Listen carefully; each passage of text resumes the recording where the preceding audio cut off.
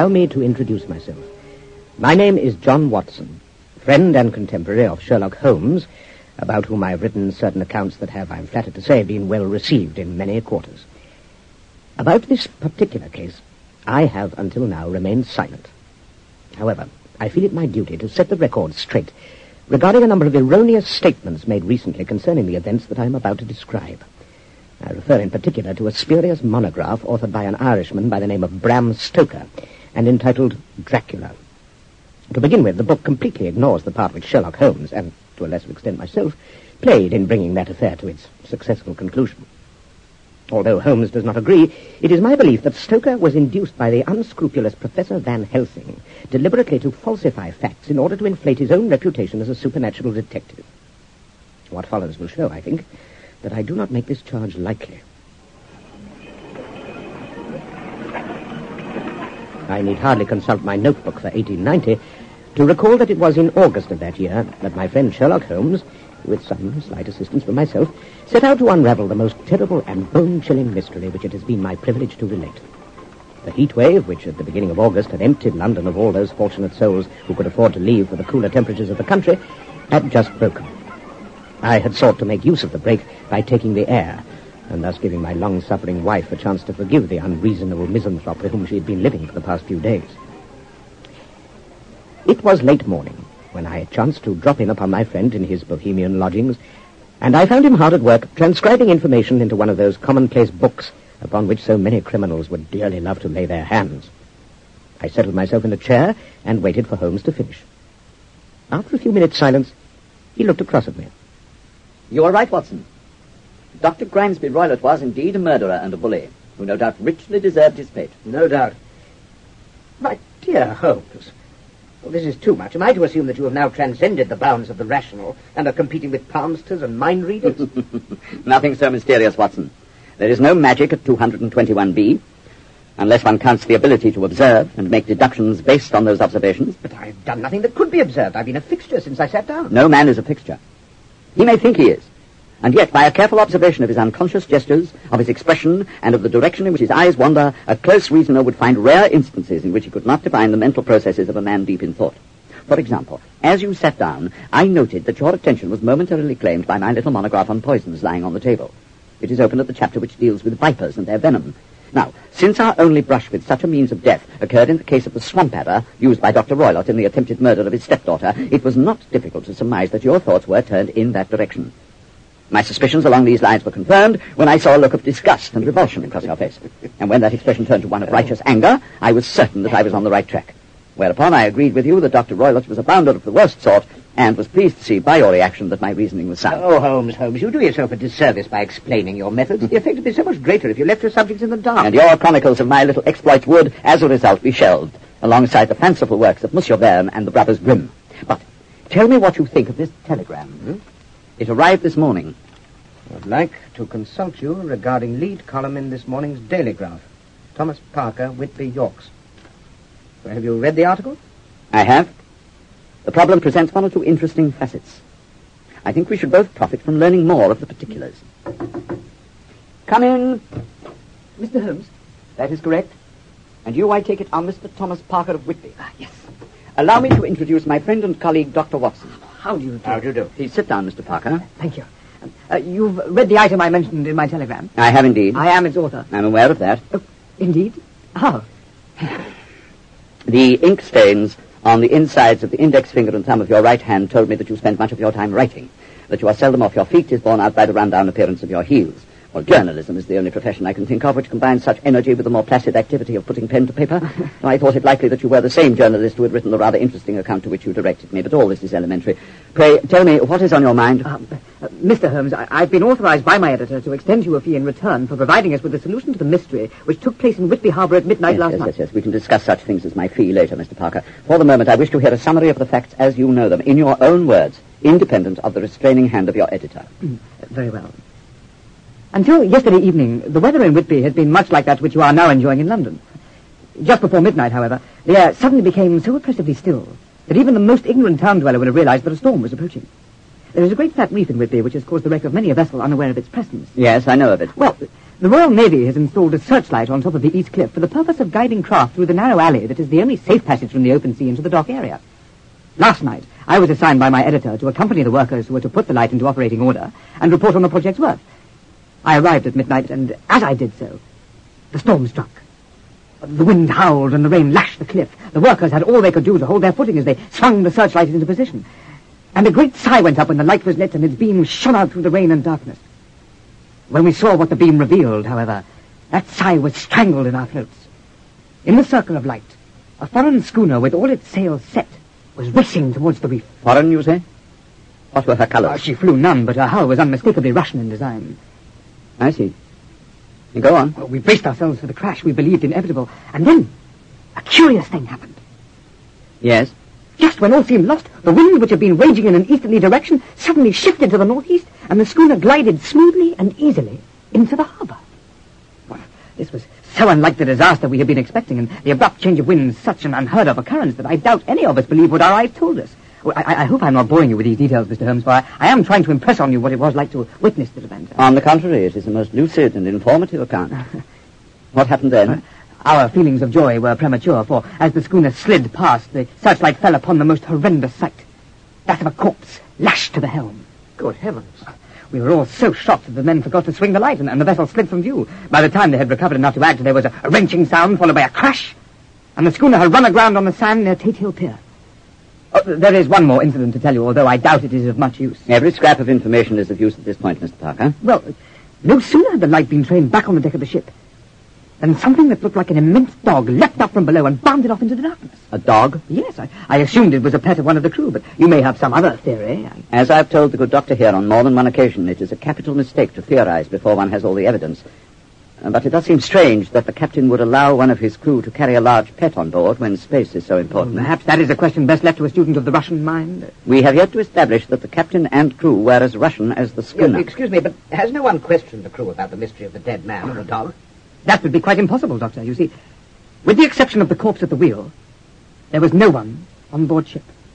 Good Lord. Tell me, Mr. Parker, who was first on board after the ship had beached? The Coast Guard on duty. Did he examine the dead man? Yes, sir. And threw up his hands in terror as he did so. Indeed. And why was that? Mr. Holmes, I saw the dead man's face when I went aboard. It was distorted so grotesquely that it was difficult to believe that it was the face of a human being. Distorted how? With horror. Naked, unrestrained horror. Such horror as no man has experienced since the beginning of time. Yes. You have a poetic turn of phrase, Mr. Parker. I urge you to put it to constructive use. Describe the body. A man some years past middle age, black-bearded. His hands were lashed to the wheel, one over the other in the manner of a seaman who wishes to prevent himself from being carried overboard in rough weather. The chafing of the cords had cut his wrists to the bone, but it was the object that he held in his hand that claimed my interest. And what was that? A rosary, sir, with the beads wound around both wrists and the wheel. It was a strange sort of thing to find in those circumstances, hence my interest. That is all I can remember, save for the wounds. Wounds? 2 puncture marks at the throat, perhaps an inch apart, ragged at the edges, and somewhat puckered. The authorities have asked us to withhold that information to avoid panicking the local population with the fear that a wild animal is loose in Whitby. I assume a physician was summoned? Yes, sir. A surgeon, Mr. Caffin, was called in to examine the corpse. He declared the sailor to have been dead for at least 2 days. In the pocket of the man's jacket, he found a bottle with a number of pages of closely written script rolled up inside. I have since learned that they are an addendum to the ship's log. So far, the press have been refused access to it. Excellent. You have a sharp eye, Mr. Parker. And what of the ship's cargo? 50 wooden boxes, measuring some 7 feet by 3, containing nothing but plain earth. I am ignorant as to their ownership or purpose. And the dog? What happened to it after leaving the schooner? No one knows. It has disappeared. An appealing problem, Mr. Parker. Most appealing. Well, does that mean you will accept the assignment, Mr. Holmes? I shall be delighted. You may inform your editor that Mr. Sherlock Holmes will look into the problem and that he will notify the Daily Graph as soon as he has reached a solution. Thank you, sir. I'm most grateful. Well, Watson, what do you make of it all? It seems a somewhat dark and sinister business. I agree wholeheartedly. There was something aboard that ship, something that no man could look upon without risking the loss of his life or reason, and it is up to us to uncover it. What about the dog? And the strange wounds on the dead man's throat? Those, my dear Watson, are the mysteries which you and I are going to clear up when we reach Whitby. Unless, of course, your practice cannot spare you for a few days. Yes, indeed it can. Now, I will see to it that all my patients are referred to my neighbour and inform my wife that she will not see me for a while. Then make haste, Watson, make haste. I warrant that the adventure of the foreign schooner will make an admirable addition to your little collection of thrillers.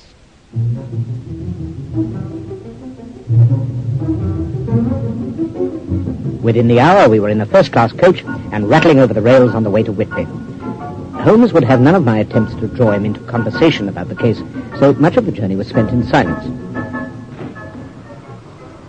In response to a telegram to Mr. Parker informing him of the time of our arrival, the journalist was waiting for us when we alighted at Whitby station. With him was an elderly gentleman with white flowing hair, whom, much to my surprise, Holmes greeted warmly. Good day, Mr. Caffin. I'm pleased to make your acquaintance. You have noticed the bulge of the stethoscope in my pocket, Mr. Holmes. For a moment I thought that you had done something remarkable. Indeed. Mr. Caffin has expressed an interest in this affair, Mr. Holmes. I thought that perhaps his findings on the death of the seaman might prove useful. Any information he can supply would be most helpful. It is an extremely puzzling case. How so? I can see no reason for it, and yet I would stake my reputation on the fact that the man died of a severe loss of blood. And the puzzle? Well, with the exception of 2 tiny punctures in his throat, which were far too small to be the reason for the loss, there were no wounds to be found on the body. I see. And another feature worries me. There was not a drop of blood to be found anywhere on the ship. You have my apologies, Mr. Parker. Until now, I have been referring to your mystery as a little one. I shall not do so again. Have you any new developments to report? Only that early this morning, a dog belonging to a local coal merchant was found dead near Tate Hill Pier with its belly slashed open by a savage claw. I can only think that this discovery must have been a victim of our missing canine. Interesting. Most interesting. But you must be tired after your journey. I have booked rooms for you at the hotel. After you have rested, I would be honored to take you to the schooner.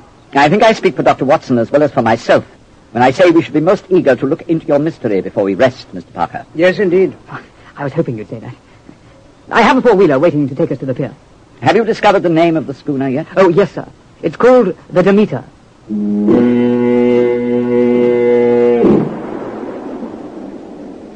A sea fog had settled over everything by the time we reached the harbour.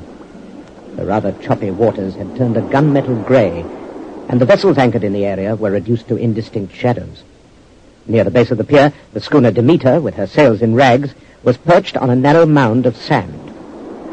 Instead of boarding the ship, as I had expected, Holmes spun on his heel and trudged off across the beach, with head bent and hands clasped behind his back, studying the sand at his feet. At intervals, he flung himself down onto his stomach and peered at something through his lens. I stole a glance at the 2 men at my side and saw that they were watching him with puzzled smiles. As with most people, seeing my friend in action for the first time, they did not realize as I did that every one of his strange procedures was applied towards a definite end. When at last he returned to where the rest of us were standing, he wore a crestfallen expression which quickly became accusing when he turned it upon Thomas Parker. The cargo has been unloaded. Why, yes. Some men came for it this morning with 5 wagons. I was not here at the time and so was not able to question them. Their papers were in order, so they were allowed to take away the 50 boxes. But It's incredible.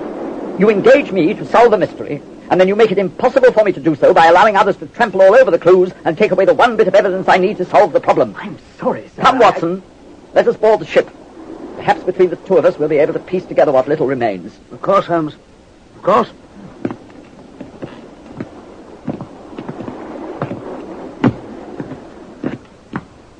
Now stay here while I inspect the deck.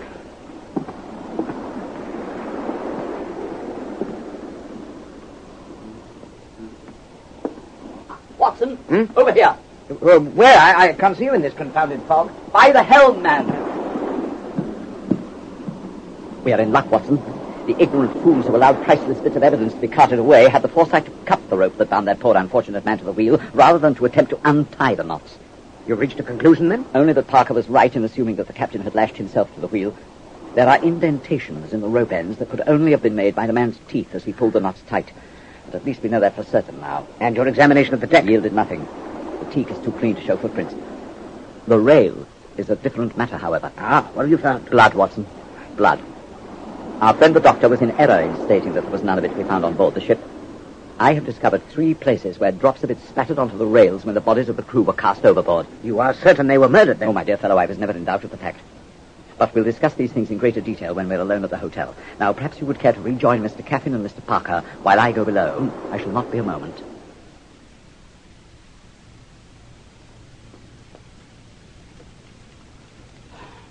You see, Watson, it was imperative to the murderer that every last one of those aboard be killed.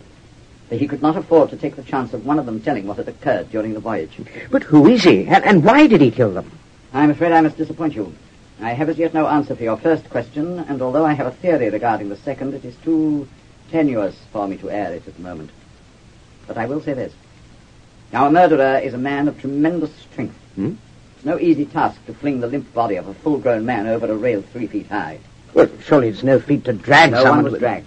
My dear Holmes. There were no heel marks on the deck, and the blood on the rail was not smeared. No, Watson.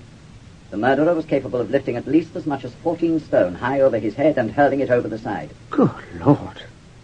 If what you say is true, then we are dealing with a brute. Precisely. Come in.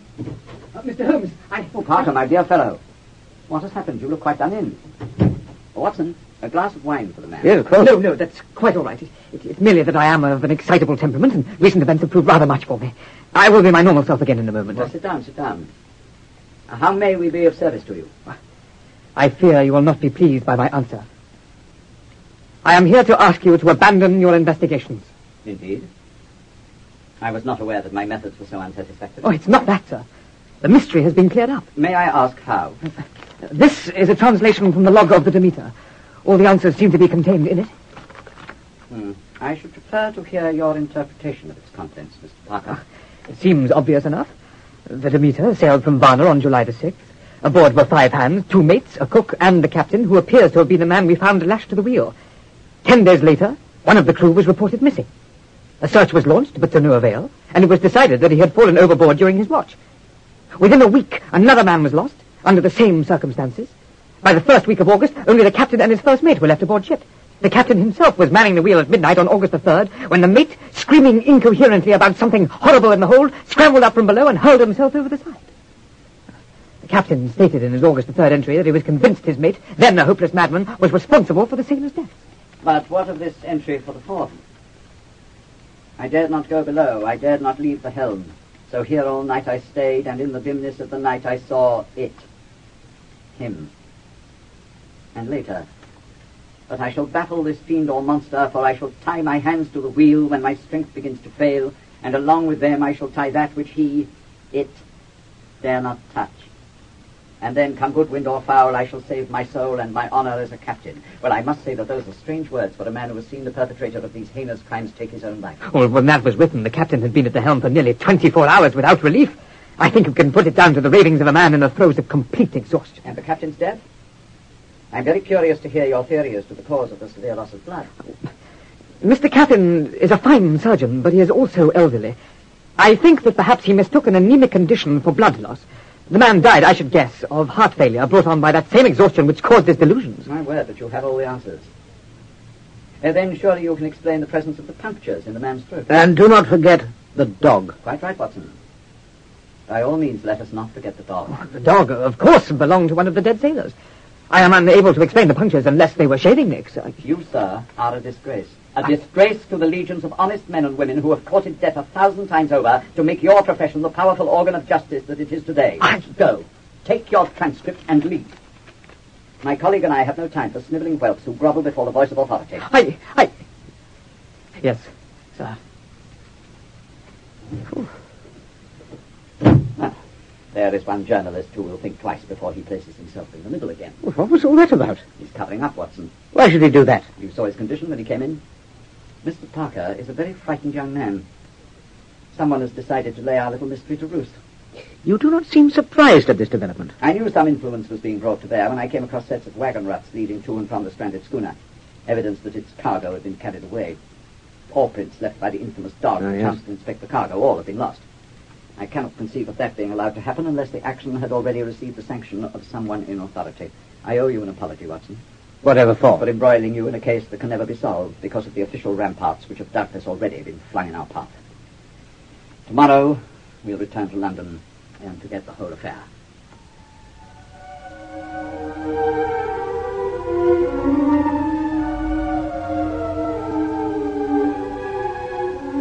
I saw nothing of Holmes throughout the next few weeks, although I read of him a great deal. The murder of Sir Oliver Worth Benton of Coventry and subsequent arrest of his wife occupied the front pages of the London dailies for many a week. And when my friend was able to prove conclusively that Lady Worth Benton was innocent, and that the gardener held more than a passing motive for having murdered his employer, one could scarcely walk down to the corner without hearing the detective's name mentioned.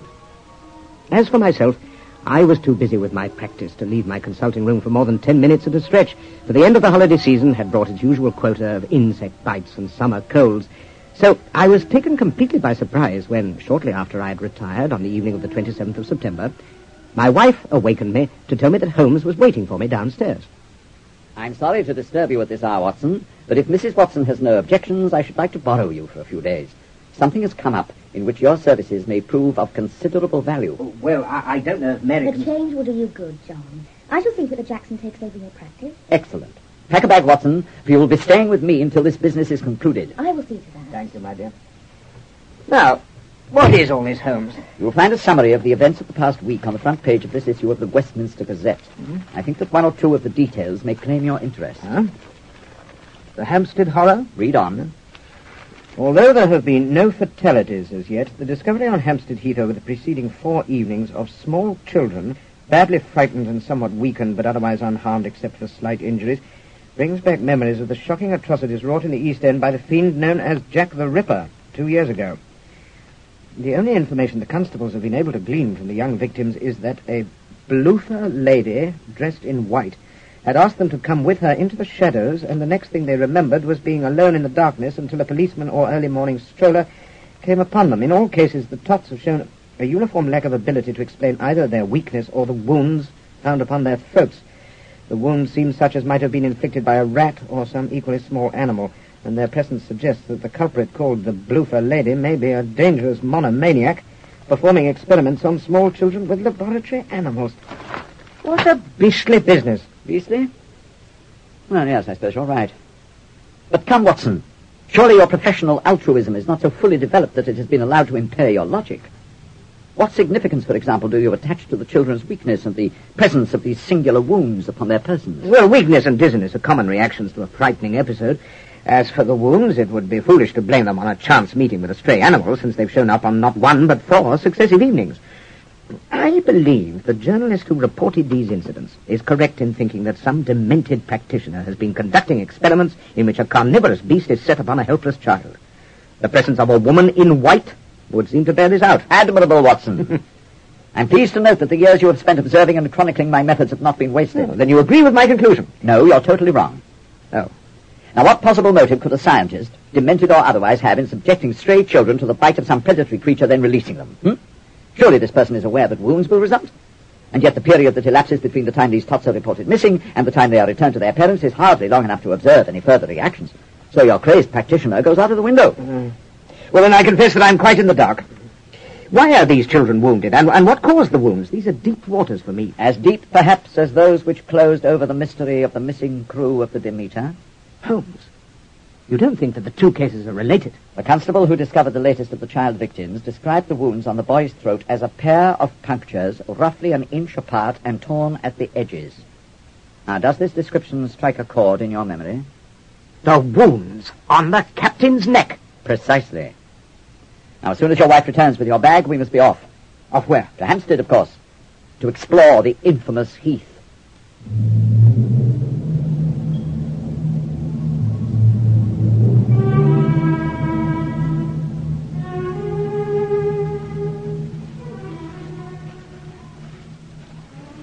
No doubt, Watson, you are wondering what we are doing here in the middle of nowhere. Where are we going, Holmes? I'm more confused than ever. Patience, my dear fellow. I promise that before this night is over, you shall have all the answers you seek. For the moment, we are making for the cemetery over there. For what purpose? To gain admittance to the white crypt in the center. Come.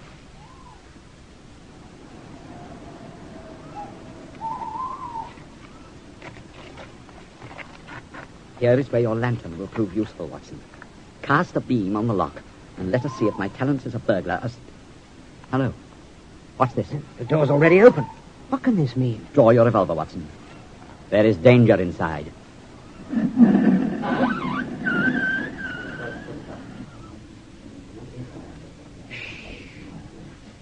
Who are those people, Holmes? And why are they gathered around that open coffin? I believe I know. My God! The body inside. It's the woman in white. Now, You must do it now! That man in the middle, he has a wooden stake in his hand. He's hit. Good God! No! Again! He's killing our Holmes. Look, he's...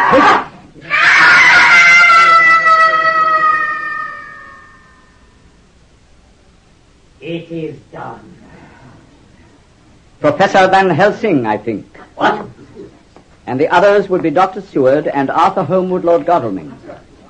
This gentleman I do not know. Allow me to present Quincy Morris, a friend of Lord Godalming. Sir? Who are you? How is it you know my friend's names? My name is Sherlock Holmes, and this is my associate, Dr. John Watson. As to the rest, I shall be delighted to exchange information with you in a more convivial setting. I accept your offer, Mynheer Holmes. I have a room at the Berkeley. There you will tell me your tale, and I tell you ours. It is a tale not for the squeamish. It is a tale of Count Dracula.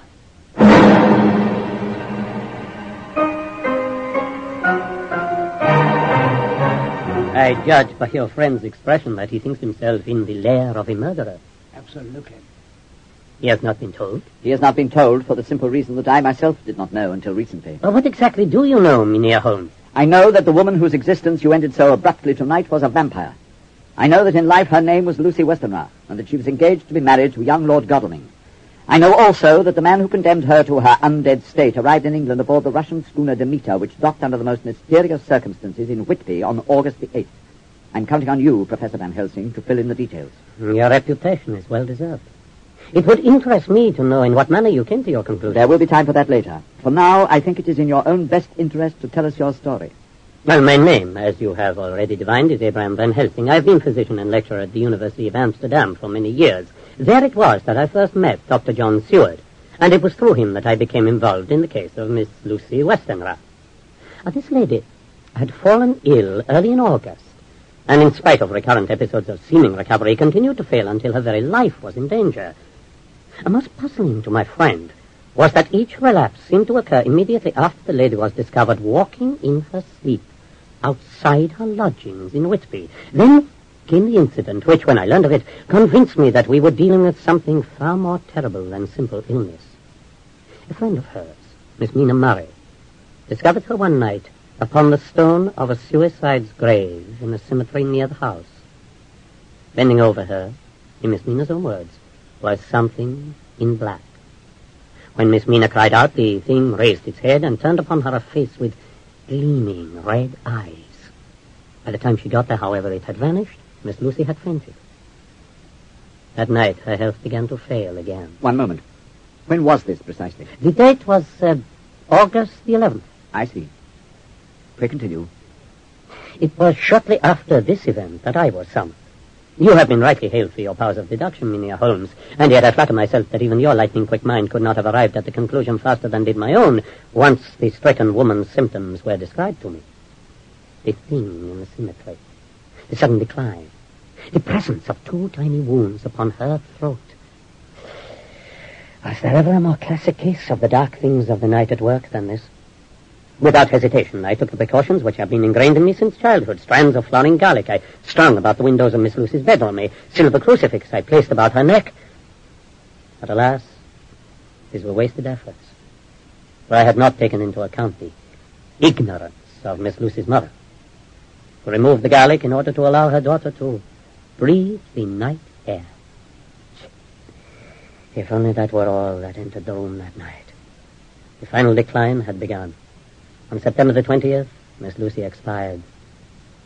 And on that night, the bloofer lady was born. What ineffable twaddle! Holmes, this creature is seeking to escape a charge of murder by claiming that he did nothing more than aid in the destruction of a phantom, when it is obvious that his victim was flesh and blood. I've never seen a more flimsy attempt at disguising one's guilt. Sit down, Watson. Professor Van Helsing speaks the truth. Professor, earlier this evening you mentioned a name that was unfamiliar to me. Who is Count Dracula? We struck a bargain, Mynheer Holmes. First, I must hear how you have come to know what you know. Oh, that is of little consequence. After reading in the newspapers of the recent occurrences concerning the woman in white, I came up to the heath, to the spot most frequently alluded to in the reports. I followed what I believed to have been the impressions left by the bloofer lady's quite tangible feet to the Godalming crypt. After that, it was a simple matter to peruse back issues of the local Hampstead paper until I came upon the death notice of one Miss Lucy Westenra, betrothed of Lord Godalming and attended during her illness by Dr. John Seward and Professor Abraham van Helsing. When I learned that she had been transferred here from Whitby, my interest became acute. I made contact with Dr. Watson, and we travelled to the Heath together. It did not seem to be going too far to identify the men we found gathered around the coffin this evening as those mentioned in the newspaper. Brilliant. But elementary. It is the very simplicity of the thing that I find so brilliant. But I have paid you compliments enough for one night. Who is Count Dracula? As well you may ask me, who is Lucifer? For the two have much in common.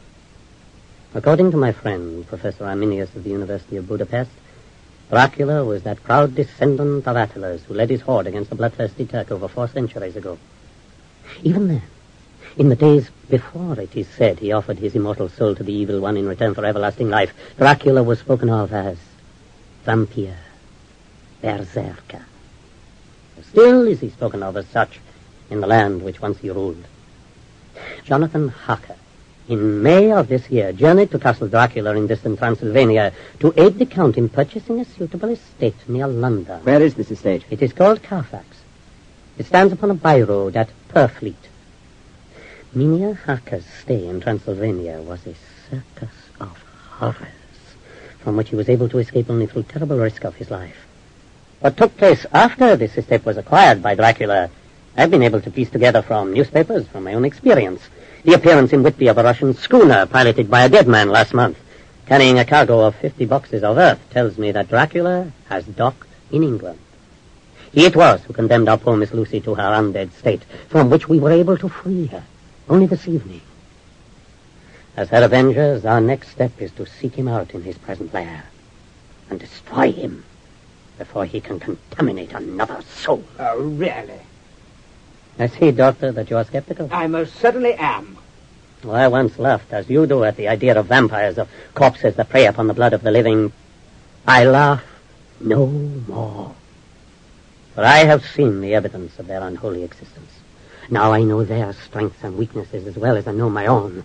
By day they are powerless. Then they rest in coffins upon or beneath the soil of their homeland. Until now, we who have studied Nosferatu, the undead, believe that this of necessity bound the vampire to his native shores. But by taking with him an ample supply of earth from Transylvania, Dracula is free to haunt the 4 corners of the globe with impunity, so long as he may remain undetected. We know of his appetite. The deaths of 9 seamen during the month-long voyage from Varna to Whitby told us this. We know from the appearance of what observers called an immense dog on board the beach ship that Dracula can change his shape at will. He can, at least in his immediate vicinity, command the elements. Witness the sudden gale which struck Whitby on the night of the Demeter's arrival. Miss Lucy's rebirth as the bloofer lady is evidence enough that his victims become themselves vampires. As if all these things are not enough, he has the strength in him of 24 men, who but a brute could have succeeded in hurling overboard the limp corpses of his victims at sea.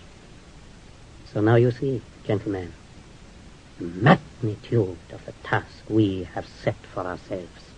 Has he no weaknesses? Have you no weapons with which to combat this fiend? No weapons. We have a plenty. Wolfsbane is one, garlic another, but most feared is the Holy Cross, and all that goes with it.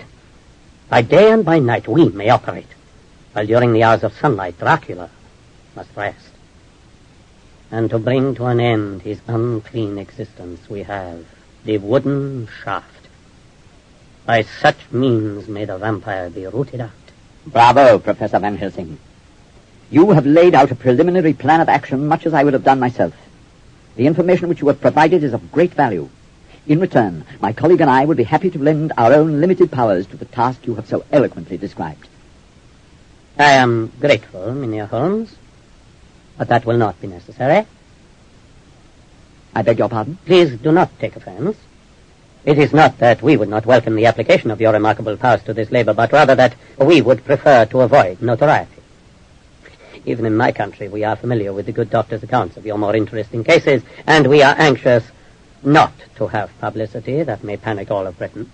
I assure you, sir, that Dr. Watson and I will be most discreet. I am sorry. Now, I must ask you to leave so that I may confer with my companions. Why, if you do not desire our assistance, have you told us so much about Dracula? Why didn't you simply refuse to take us into your confidence? I suppose I have. Would you have Abandoned your investigation? Certainly not. There, you see? You are committing a grave error, Professor Van Helsing. I urge you to reconsider. Matter is closed. If either of you should attempt to interfere, I shall be forced to take drastic measures. Good day. Come, Watson. Good day, son.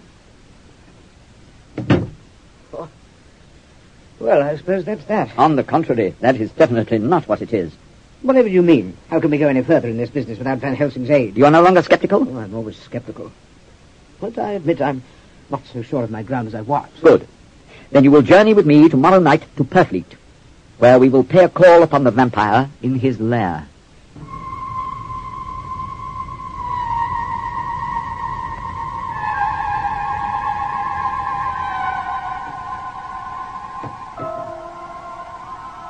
It was not quite dark the next evening when we stood before the entrance to Carfax Estate.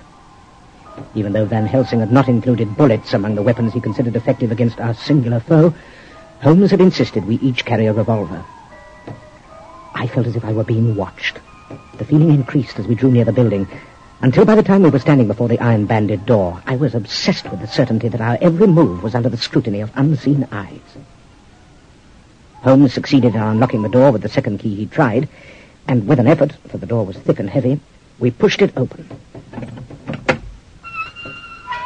That's done it, I'm afraid. Step carefully, Watson.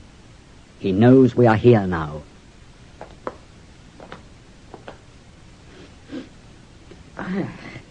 What on earth is that foul smell? Quiet. We'll explore down that flight of steps.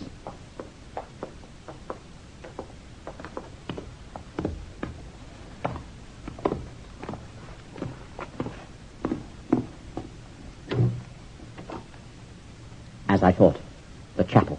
That stench, it comes from here. Raise your lantern. Do you see, Watson? Boxes. Coffin-shed boxes.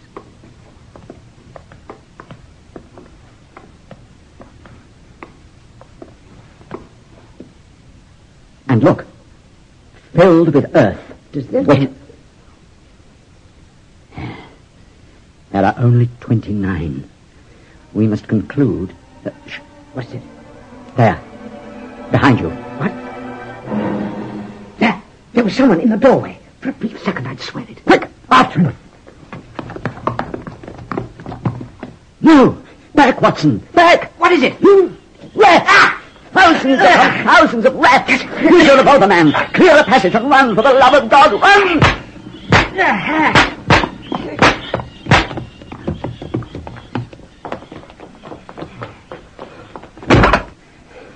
Come, Watson.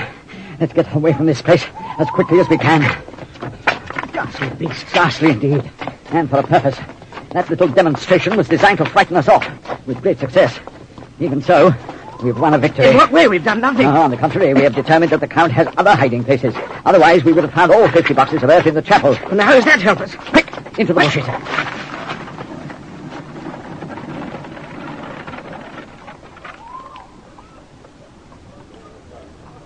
Van Helsing. I dare say that the Professor and his companions are in for a reception much like the one given to us. Wait until they're inside, and then we shall make our way home, to Baker Street, and a large whiskey apiece.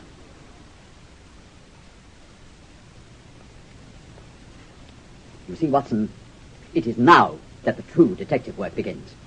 We know that Dracula has other lairs, and it's up to us to find them.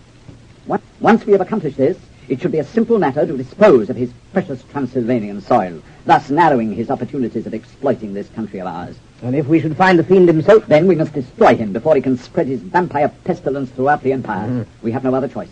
That's odd. I heard no footsteps on the stairs. Come in. Good God. Mr. Sherlock Holmes. Welcome, Count Dracula. He was dressed entirely in black, his only concession to colour being the silver crook of a massive black cane he carried in one talon-like hand. His face was elongated and high-browed, tilted upwards in the manner of a member of a long and noble line, and pale almost to the point of translucence.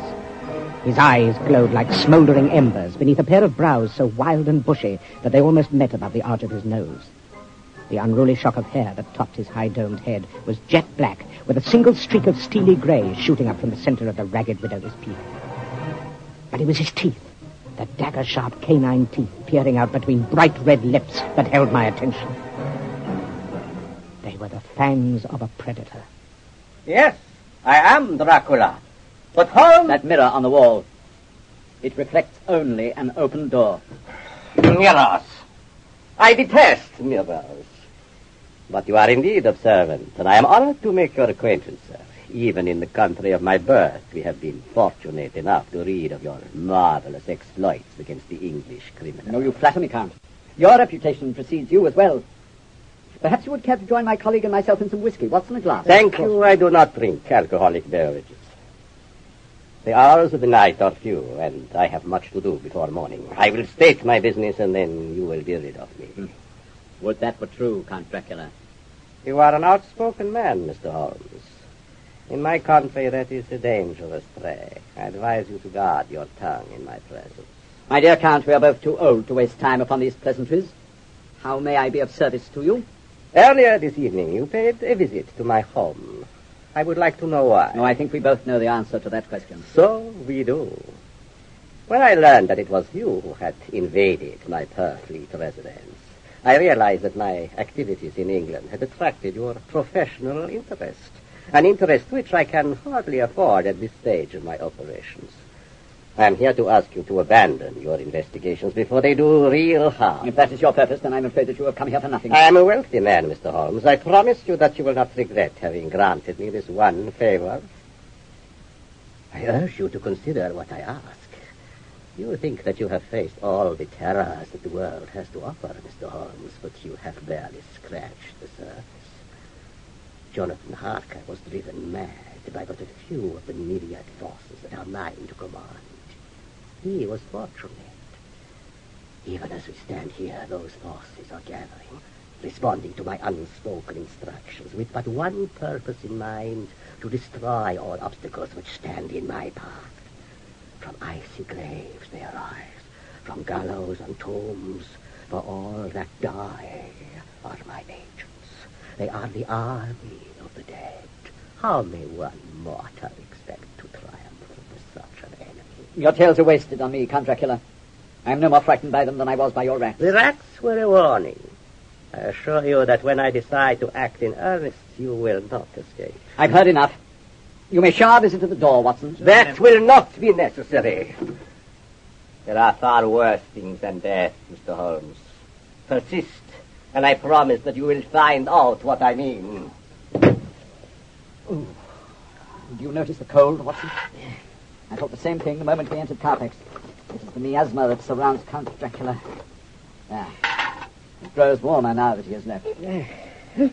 A most informative confrontation. What do you suppose he thought to accomplish by coming here? I should think that's obvious. He hoped to persuade you to stop interfering with his plans. When bribery failed, he resorted to threats. No, Watson. Dracula had no intention of inducing me to leave him alone. That was merely his excuse to come here and observe his enemy in his natural habitat. Now, I must dispatch some telegrams to Whitby. Within a few hours, I shall be able to find out where the remainder of the 50 boxes were sent. Where they are, Dracula cannot be far away.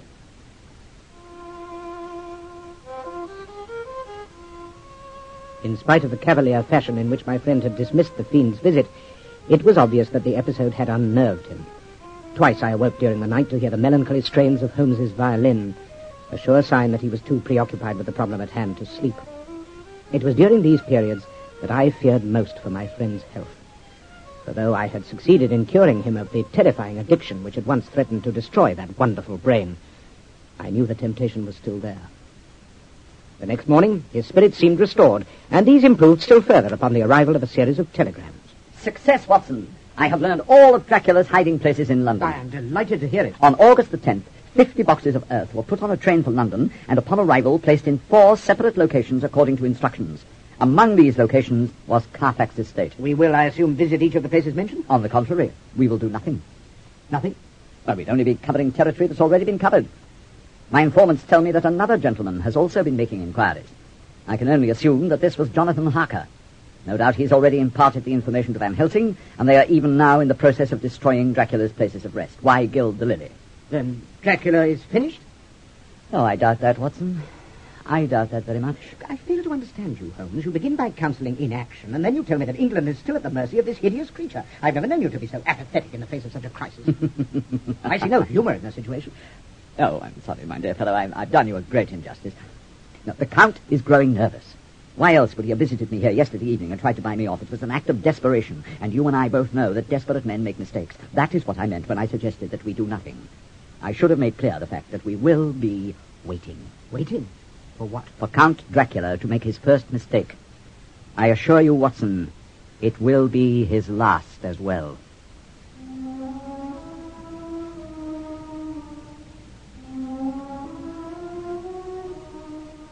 I have never known my friend Sherlock Holmes to be more reclusive and difficult to talk to than he was during the opening days of October 1890. As hour followed hour with no news that would give us a clue to the progress of Count Dracula's activities, the detective withdrew into a shell of secrecy and quiet that even I could not hope to crack. It was not until 4 o'clock on the afternoon of the 3rd, when a messenger appeared at our door with a note addressed to him, that Holmes so far unbent as to speak to me in words of more than a single syllable. It's from Inspector Lestrade. He wishes to see me. Now get on your coat, Watson. This could be the news for which we've been waiting. Where are we headed? To the Whitechapel mortuary, where the inspector awaits us. I'm glad you could make it, Mr. Holmes. This is the most serious business we are involved in today. What's happened? The Ripper is up to his old tricks. A mistake, certainly. Well, I wish it was, Dr. Watson. But the evidence is too conclusive. Where is the victim? Under the sheet, over there. I warn you, it's not a pleasant sight.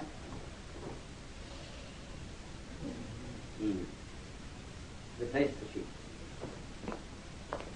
Who was she? A prostitute by the name of Rachel North.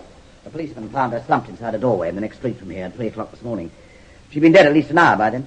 And what makes you think that this is the work of Jack the Ripper?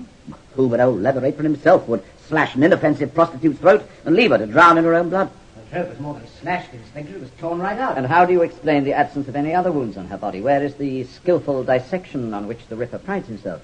Well, I imagine he was interrupted before he could finish. It won't stand up. Why was the body not found until 3 o'clock this morning if the culprit was surprised in the act an hour before? As for your theory that she drowned in her own blood, how can you reconcile that with the fact that there is very little blood to be found either around the wound or on the corpse? Or has the Ripper found a new souvenir to take home with him? I suppose you have a theory that will cover all the facts? I have a theory, but I doubt very strongly that you will believe it. Let us be off, Watson. It's growing dark and our time is short. You don't mean to say that you're giving up on the case? I mean to say that we are leaving. My advice to you, Inspector, is to abandon any preconceptions you may have formed regarding the Ripper's involvement in this crime. We stalk a far more dangerous foe. And my advice to you, Mr. Sherlock Holmes, is to keep your advice to yourself. The Yard is quite capable of apprehending its criminals without your help. I invited you in today merely because I knew that this is the sort of thing that interests you. But I can feel that it's quite over your head.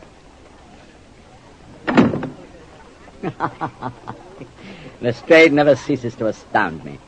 Each time I see him, he's grown more stubborn and unimaginative than he was the time before. Do you think it was Dracula who mutilated that poor woman? Who else? It was unlike him, however, to have made such an untidy job of it. I can only think that he's desperate and in a hurry. Otherwise, he'd have taken pains to see that the body was never found. I think, Watson, that Dracula is preparing to leave. Leave? For where? I cannot say. Transylvania, perhaps. You seem a wise choice under the circumstances. And yet it is not like the Count to give up so easily. He may alter his plans, but it's doubtful that he would reverse them simply because they're known to his enemies. No, Watson, I fear that whatever Dracula's next step may be, it will not be surrender. Well, as long as we're on the subject of the next step, what form will our own take? Tell me, Doctor, why do you suppose our quarry chose Whitechapel as a place to strike, when he had all of London from which to choose? Perhaps because here the prey is easiest? Perhaps, but does the lion ever hunt for food beyond the immediate vicinity of his home? No, never. Do you think that... Considering Dracula's preference for long-abandoned buildings, we should have little difficulty in locating a suitable place within a half-mile radius. There is a building nearby which once sheltered a slaughterhouse, but which has been empty for some time. That would, indeed, make a suitable hiding place for such a murderer. Come, Watson. It's getting dark. There's no time to waste. Look, Watson. The entrance to the slaughterhouse. It's open. He's here, I'm certain. Now, quietly now.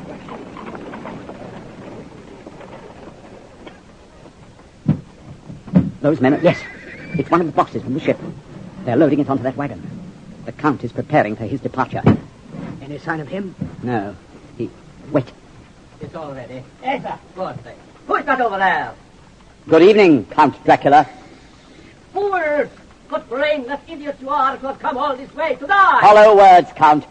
Instruct your servants to unload the box. No! Stop! Watson, look out! He'll run you down!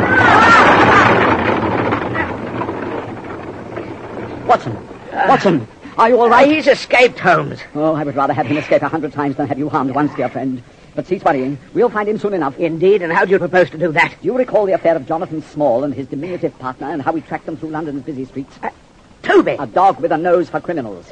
He should have little trouble following the path of so clumsy a mode of transportation as a wagon. Yeah, I seem to recall that Small's accomplice had stepped in some creosote, which allowed the dog to sniff the two of them out. How do you expect Toby to differentiate between the tracks left by the wagon and those of the thousands of other vehicles which pass along the street? Oh, come now, Watson. Have you forgotten where we are? Yeah, a slaughterhouse. But are you telling me that any self-respecting dog would find it difficult to track down a wagon whose wheels have rolled over ground rich in blood and entrails?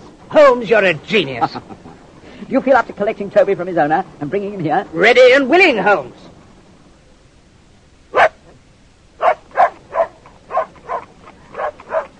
We must have made quite a sight for the early evening strollers in Whitechapel.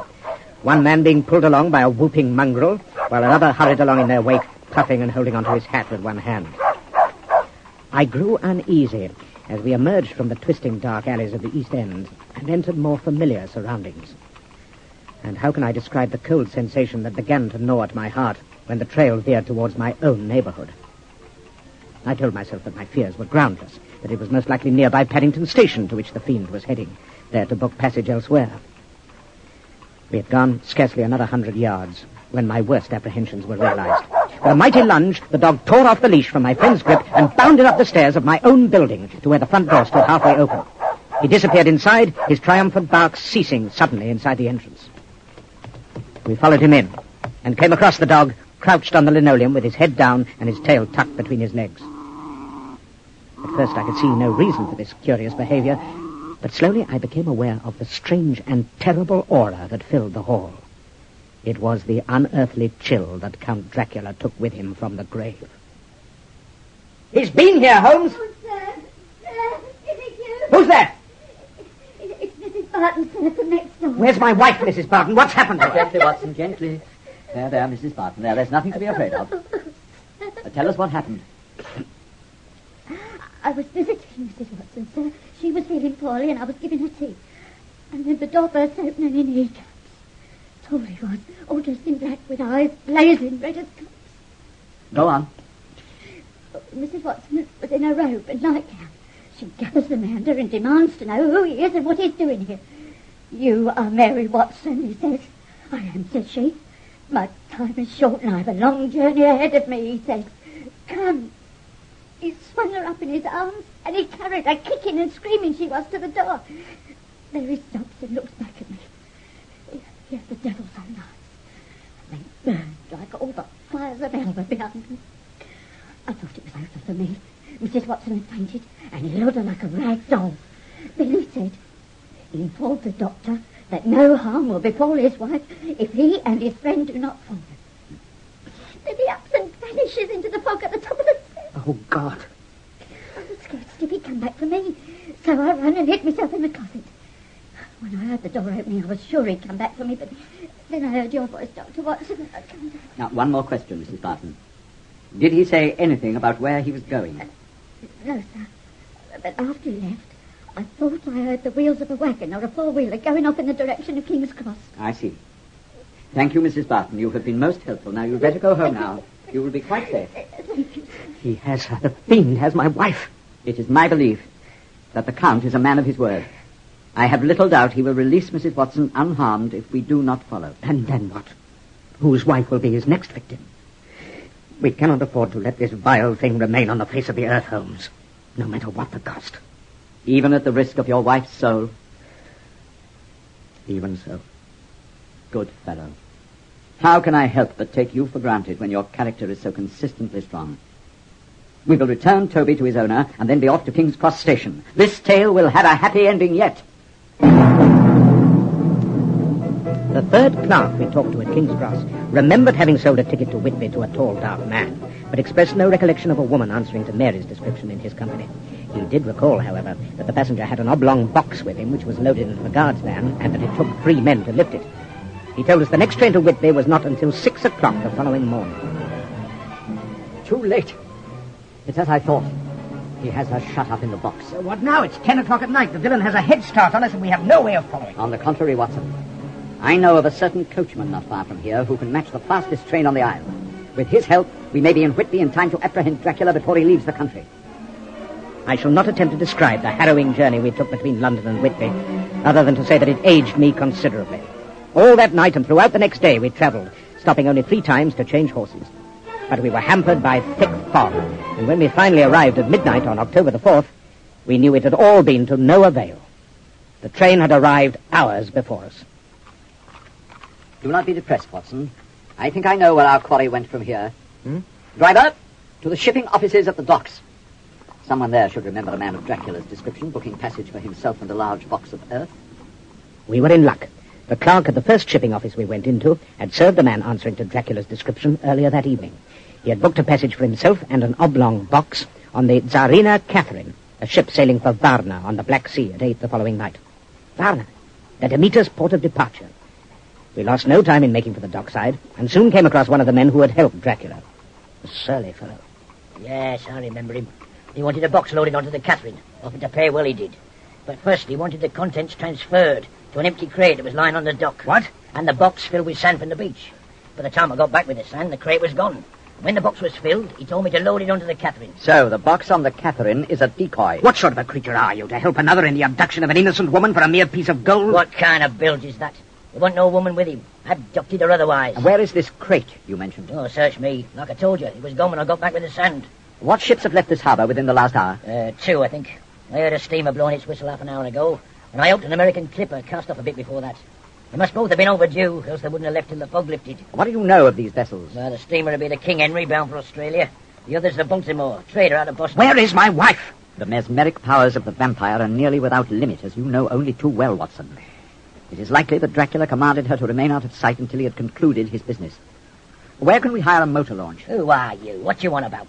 I've a good mind to call for a Coast Guard, have you both arrested. Who is this bloke you're after? What's it to do with you? I will explain. My name is Sherlock Holmes, and my companion You're here... Sherlock Holmes? That is correct. Oh, I've been waiting a long time to meet you, Mr. Holmes. My name's Ned Bridger. Well, surely you remember my brother Morgan, who was skipper of the Alicia, when it sailed into that patch of fog in the Channel 10 years ago. Your gratitude is misplaced, I fear. The disappearance of the Alicia is one problem I was never able to solve. But you proved from my brother's record that whatever happened to that ship couldn't have been due to any error on his part, as the authorities said. For that I'll always be indebted to you, Mr. Holmes. You're too kind. At present, however, we are in need of a boat. Well, I know of a steam launch moored near here. The owner had never been the wiser if we borrowed it. Excellent. Now, if you would kindly release your grip upon my hand and lead us to the vessel in question, we can explain the reason for our being here and the villain we are after. Make haste, my dear fellow. The Baltimore has too much of a head start upon us already. Follow me. Why not the King Henry, Holmes? The distance to Australia is too great. Considering Dracula's appetite, he would run out of crew members long before he reached the port. No, Watson, he is on his way to the conquest of the United States of America, and the arrangement involving the Tsarina Catherine was merely part of an elaborate device to throw us off the track. We drew a sketchy account for Ned Bridger of our hunt for Count Dracula, leaving out the incredible fact of his vampire existence and concentrating on his role of murderer and kidnapper. By the end of it, that worthy seaman was willing to do all he could to help us. The diminutive steamer proved to have ample fuel aboard, and Ned Bridger succeeded in getting the engine into operation. At Holmes's insistence, I took control of the tiller while he stood in the bow. We eased out into the gloom of the harbour. The fog, which had parted sluggishly to allow us entrance, soon closed in about us until we seemed to be floating through eternal night. I was reminded of Van Helsing's claim that the vampire was capable of controlling the weather within his immediate vicinity. If this was so, then we were closer to our quarry than I had dared hope. Starboard a bit on that rudder, Doctor.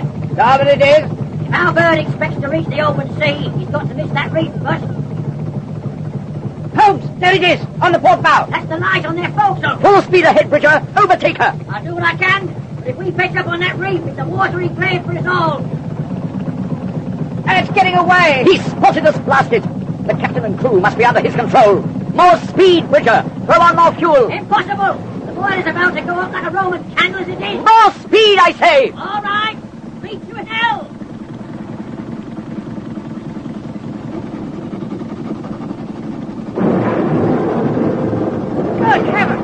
This is Dracula's work. He's using the weather to elude us. Silence on the floor! Can you swim to the shore from here? Further! Then let me have the throttle and you jump overboard. Watson and I will take you from here. This boat is my responsibility. I'm not turning over swinging like the boat. Don't be a fool, Bridger. You have nothing to gain by these heroics. Sorry, mister, I can't hear you. Holmes, look! The Baltimore's turning. It's heading straight for the shore. It's heading straight for the reef as well. Dracula must be unaware of its existence. Oh, Mary! Holmes, look! On the deck of the Baltimore, there are men leaping into the sea. There's no doubt they prefer the ocean to the reef. The boiler's going! Into the water, Watson! No, Holmes!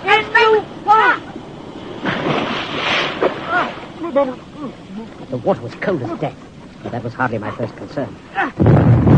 There was a tremendous explosion, and the harbour was thrown into blazing brightness. Debris of the steam launch splashed down around me. My first thought was of Holmes. Had he, too, succeeded in quitting the craft before the boiler burst? Holmes! Holmes! There was no reply, just the thunder and pouring rain. This, then, was how it ended.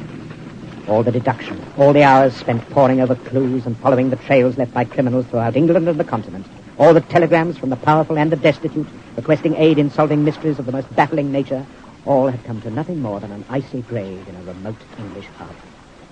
It was with lead in my heart that I began swimming towards the shore. And then I saw it. The Baltimore, perched not 20 feet away from me. There was a great gaping hole in the bow where it had struck the reef close to the shore, but other than that, the vessel appeared to be unharmed. My relief upon spotting the evidence that my wife may not have perished was tempered by a sobering thought. Where was Dracula? The next instant, I questioned not, but a jagged streak of lightning illuminated the scene, and I saw the fiend standing on the forecastle, holding the limp form of my beloved Mary. Whether she was alive or dead was something I could not tell at that distance. For a long moment, we were motionless, glaring at each other across the score of feet that separated us. Then Dracula turned and disappeared into the captain's cabin. That I had been challenged to follow was a certainty. I felt a chill that had nothing to do with the temperature or my soaked condition. Sherlock Holmes was dead, and I was alone against Count Dracula. I struck out towards the beached vessel in search of the best way to board her without being observed by the vampire, and had waded stealthily into the shadows on the clipper's far side, when suddenly a hand was clapped firmly over my mouth. The slightest sound would prove disastrous to our plans. Holmes! What miracle is this? How is it that you survived that terrible explosion? Surviving that terrible explosion was not as difficult as you might think, for the simple reason that I was not there when it occurred. I jumped. Wonderful. But where's Bridger? Is he with you? No, Watson. He is not. You mean? I jumped with Bridger's assurance that he would be right behind me. Whether he was telling the truth or not is a moot point, since the boiler blew just as I hit the water. He did not have time to jump. He was a brave man. And it's up to us to see that he did not die in vain. You saw Dracula a few minutes ago? Yes. He has Mary with him. So I observed. Under the Count's manipulation, she appears to have exchanged the role of hostage for another one as bait. I am dead, or so he thinks. And he has so far underestimated your intelligence as to believe he can lure you into a trap. You will, of course, not disappoint him. What do you mean? I will give you 5 minutes. Enter the hold through the aperture in the bow. Dracula will not be expecting that. It's too obvious. Wait until you hear 2 gunshots outside. Ascend to the deck and make your way to the captain's cabin, where you will find your wife waiting for you. When you have her, shout it out for all the world to hear. Then make for the shore as fast as possible. I don't have to remind you that Mrs. Watson's life, as well as your own, depends upon the speed you will be making. And what will you be doing all this time? I am going to create a diversion. Charted yourself a dangerous course. 1 hour at sea, and already your speech is becoming nautical. But speed is vital, Watson. We've wasted one of your allotted 5 minutes already. I climbed through the hole in the clipper's bow and picked my way down the tilted deck towards the wooden ladder that led into the open, there to await Holmes's signal. As soon as I heard the shots, I lost no time in clambering up the ladder. My alacrity nearly cost me my life. No sooner had I reached the top deck than I felt a sudden chill. Immediately I dived to the nearest shadow. From between the captain's cabin and the starboard railing, I saw a black-cloaked figure hasten past within touching distance of my hand. I ducked in through the doorway of the cabin as soon as Dracula's back was towards me and peered anxiously through the gloom. There was Mary. She looked very frail indeed. Her blue eyes were wide, not with terror, as I had expected them to be, but with unseeing stupor. I recognized the signs of hypnosis.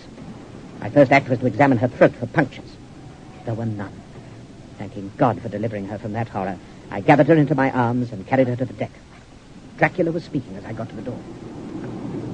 So, you live still. Did you think I would go to my grave and leave you here to prey on your duty? Where is your companion? I have her, Holmes! What? One, Watson, one. No, I don't... Fire! You picture of a weapon,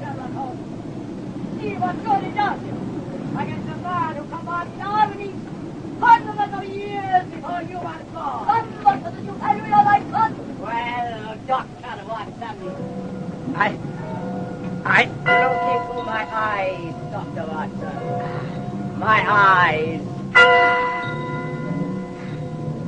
You are unable to move, Dr. Watson. Unable to speak. You are mine. Huh? No! Yes! Beware the sun, Count Dracula. It will sap your strength as surely as did the shears of Samson's Delilah. Witness its purifying rays. Soon they will reach the ship, and then your power will cease to be. That is when we shall destroy you.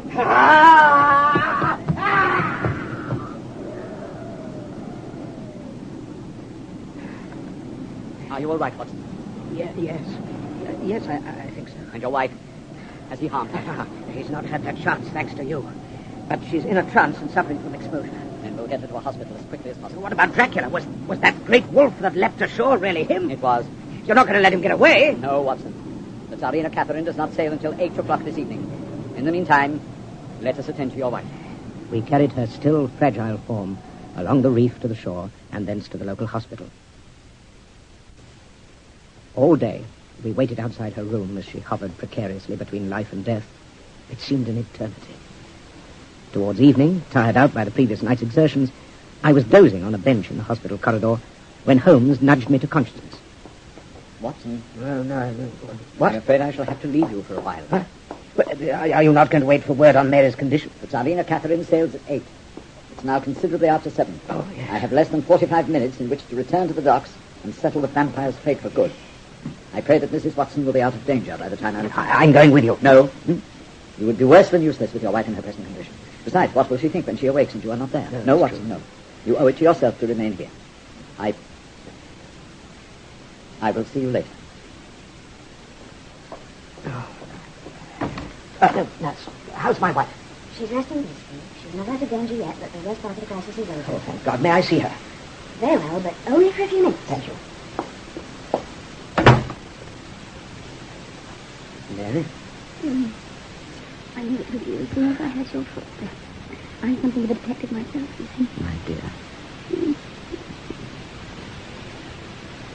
You look as if you could use a bed yourself, Dr. Watson. Dracula! Do not fear. I have not come to do mischief. Then why are you here? And where is Holmes? Your friend, I suspect, is in the process of discovering that I am not on board the Tsarina Catherine. He will no doubt quickly piece together my movements since leaving, and will soon be on his way here. My time grows short. My business will not take more than a moment. And what is your business? Curiosity, Dr. Watson. Curiosity? I can understand Professor Van Helsing's motives in wishing to destroy me. To Sherlock Holmes, I am a challenge, and I have learned from your accounts of his adventures that he cannot survive without such challenges. It is you, Doctor, whom I cannot comprehend. I am at a loss to explain your purpose in pursuing this dangerous path. I speak not of your wife's abduction, although why you should jeopardize her safety by continuing your pursuit is a problem in itself. But from the beginning, you have shown an ungovernable enthusiasm for this chase. Why? What spell has Sherlock Holmes placed on you that has made you his accomplice in this mad scheme? I have risked everything by coming here, and I must have an answer before I return to my homeland. Sherlock Holmes is my friend. That is your answer? It is the only one I have. I see. I must go. Farewell, Doctor! What?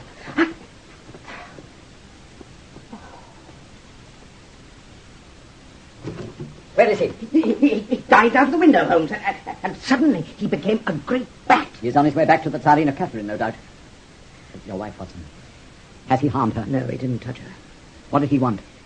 He wanted to know why I should wish to aid you in your pursuit of him. Oh. And, did he receive an answer? Yes. Thank you, Watson. Well, what about Dracula? Are we going after him? No. His ship will have sailed by the time we reach the docks. The crew were making final preparations when I left. He will not touch ground again until he reaches Varna. Well, what is stopping us from following him to Varna and resuming our pursuit? I think, Watson, that we shall leave that task for Van Helsing and his friends. Our part in the drama ends here. It is not like you to quit a case before it is finished, Holmes. Oh, but it is finished. We have accomplished what we set out to do. But what if Van Helsing is unable to trace Dracula back to his homeland in a year's time? The fiend may try again. Do not underestimate the Professor. He is a relentless man. He and his companions will follow Dracula night and day, and they will not give up until they have sent the sanguinary Count to the eternal rest that has been waiting for him for over 400 years. Our reward is the knowledge that it is we who put him on the defensive and rescued England from the vampire's clutches. I think that is enough for two middle-aged men. Don't you?